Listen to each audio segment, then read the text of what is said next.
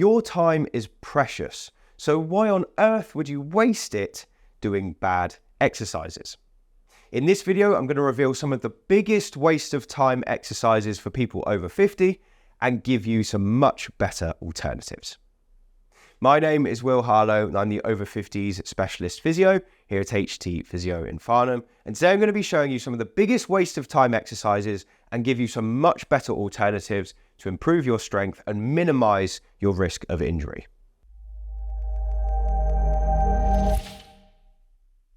The first waste of time exercise we're going to be talking about today is the tricep kickback. Now, the tricep kickback, unsurprisingly, is an exercise for strengthening the triceps at the back of the arm, and it looks something like this. You use a dumbbell, you put your hand on a bench or a chair, you bring your elbow up like this, and the movement is simply extending the arm backwards, and that gives it the name the kickback, because you're sort of kicking the arm back and activating the tricep. Now, this is not a pointless exercise, but it just has one very big flaw. And the flaw in this exercise is it only activates the tricep in a very small portion of the movement. So I've drawn a picture of the tricep kickback here to try and illustrate this point.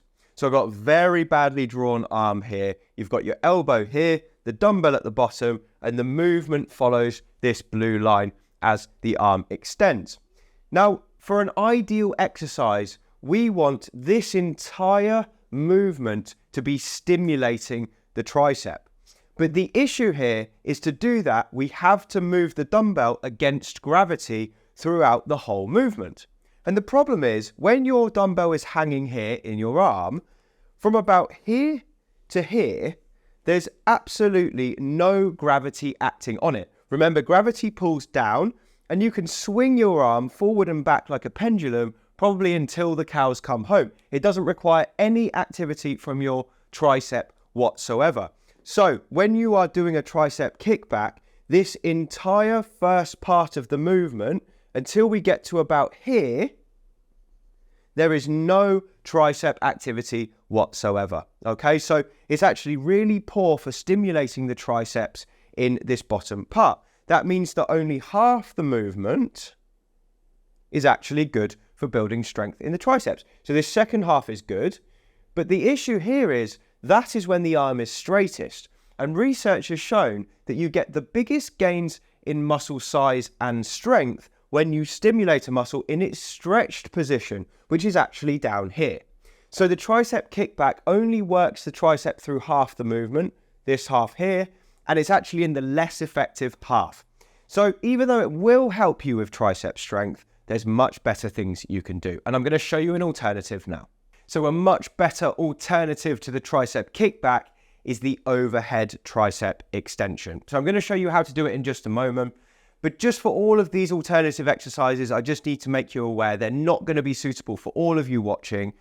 Please do get checked out before you give them a try, and definitely avoid them if they cause you pain. Anyway, the tricep overhead extension, we're going to use the same dumbbell. So it's a nice light dumbbell. It doesn't have to be heavy at all to make this work. And you're going to bring it up like this and over the top of your head. I like to put a hand underneath this shoulder blade just to support it. And I actually like to drop the dumbbell behind me as far as I can. So we're bringing the elbow up next to our ear, or as close to our ear as we can. And we're supporting the scapula, the shoulder blade, with that hand. And the exercise is very simple. Just squeeze your buttocks together to stabilize the spine and then extend upwards like this. And then slowly let that come back down. And the reason I like this exercise so much is here we're in that stretched position of the tricep and we're working against gravity right throughout the movement. This exercise has also been shown to activate more of the long head of the triceps than when we have the arm down by the side. So it should be better for building both arm strength and muscularity than the kickback. It's a really nice movement, and you basically want to take it right down to the stretch and then back up and keep repeating until you start to get some fatigue at the back of the arm. You want to use a weight where you can do somewhere between 10 and probably 20, 25 repetitions in a row. Have a rest for 1 to 2 minutes, 3 sets in a row, and you've just really well worked your tricep. Before we go any further, I just want to tell you about a very special bonus I've created for viewers of this channel. It's called the Complete Guides to Building Muscle and Strength over the age of 50. And if you're someone who is a little bit confused about how to go about starting the process of building muscle and strength, you don't know what equipment to use or what exercises to choose, this is perfect for you. It's an exclusive 25-minute video that you can't find anywhere else, where I teach you all the ins and outs of building muscle and strength specific for people over the age of 50. So it's one of the best things I've created. I'm giving it totally for free to viewers of this channel. All you need to do is scroll down below this video. There's a link in the description where you can sign up. I'll send you the video straight away and you can get started. It's some of my best info, and if you use it, I hope you enjoy. The next waste of time exercise that you probably shouldn't be doing is the double dumbbell side bend.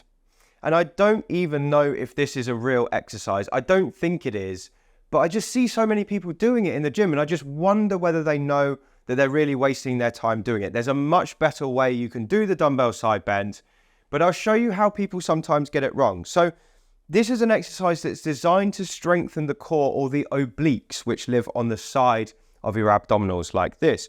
And when I see people doing this exercise, they hold two dumbbells like this, and they bend to one side here, and then they bring themselves up, and then they go back over to the other side like this, okay? So they go down and back up, and down and back up. Now see if you can think about why that might not be the best way to do it. Pause the video, leave a comment if you think you know. Now the answer to that is this exercise, it starts to work the obliques when we're pulling up against gravity to the dumbbell that's hanging down. Now, if you're smart, you'll notice that I also have a dumbbell on this side, which is counterbalancing me and actually helping me with the movement. So by holding two dumbbells, I've just made this movement really, really easy for myself, which might feel good, but it's not doing very much for building muscle or strength. So when you're using two dumbbells, you've effectively got a counterbalance on both sides. So you could pretty much do this all day and not very much is happening at all. Because as you go down to the left, the right dumbbell's helping you back up. And then you go down to the right, the left dumbbell's helping you back up. So really the dumbbells are doing a lot of the work for you. So to make this exercise better, it's really simple. Just drop one of the dumbbells. So put one down like this. Already this dumbbell's trying to pull me down, so my obliques on this side are having to work really hard. And then you're going to go down to one side, and then you're going to use your obliques here to pull yourself back up. Now I don't have the counterbalance here anymore, so it's just my muscles doing the work, and I'm pulling myself back up like this. And obviously you do it in a repetitive way just down to that one side. So you'd go probably 10, 15 down to the right, and you'll start to feel your obliques here and also the muscles on the left side of your spine, which is a good thing too. And then once you've done a set, swap the dumbbell over and then go down this way. And this time it will be the right-sided obliques that are helping you up. So that exercise has gone from being a complete waste of time to one that's actually very, very useful for building strength on the side of the abdomen and your spine, rather than one where you're just basically wasting your time. So I'd recommend doing, again, like I said, 10 up to probably 20, 25 repetitions in a row. 3 sets of that. Fantastic way to build strength. Just make sure you're only doing it with one dumbbell. And then the final exercise I've got for you today, which is probably not so much a waste of time, I just think it's risky and there's better options, is called the good morning or good mornings. And this is a great exercise. It's really good for strengthening the hamstrings, the glutes, and the lower back. It's just risky, difficult to progress, and your technique has to be absolutely spot on to get benefit from it. So I'll show you the exercise. It starts with a bar, or a barbell really.